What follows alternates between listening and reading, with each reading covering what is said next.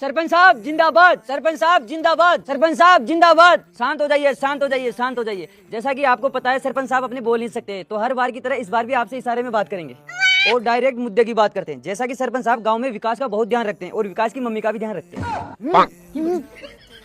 Sorry, अब सरपंच साहब आपको गांव के विकास के बारे में बताएंगे, वो भी इशारे में, क्योंकि सरपंच साहब बोल नहीं सकते, आपको पता है।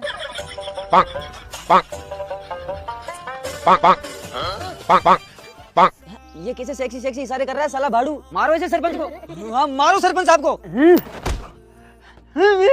अरे सरपंच साहब गुस्सा थूक दो, मारो साले को। चंपा ने मारा है, ये कभी कभी देती भी तो है आपको। वाह क्या मुस्कुराहट है। और सुनो, सरपंच साहब को गलत इशारा नहीं करे। सरपंच साहब बोलना चाह रहे हैं, मेरे भाइयों और बहनों, यह दुनिया खाई में जा रही है, इसे बाहर निकालो। हाँ हाँ फिर ठीक है। आई लव यू सरपंच साहब।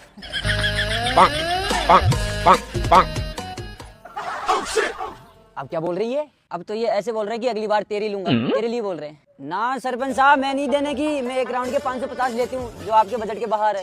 तेरे को क्या पता बजट के बाहर है? सरपंच साहब है, बहुत पैसा है इनके पास। अरे कुछ पैसा नहीं है इसके पास, पिछली टुकाई के पैसे ड्यू चल रहे हैं। अरे चुप हो जाओ, तुम इस बार भी गलत समझ गए। सरपंच साहब बोल रहे हैं, मेरे भाइयों और बहनों, हम तुम्हारे साथ है। हाँ हाँ हाँ फिर ठीक है, फिर ठीक है। सरपंच साहब हम भी तुम्हारे साथ हैं। सरपंच साहब हम भी तुम्हारे साथ हैं, जब तक सूरज चांद रहेगा।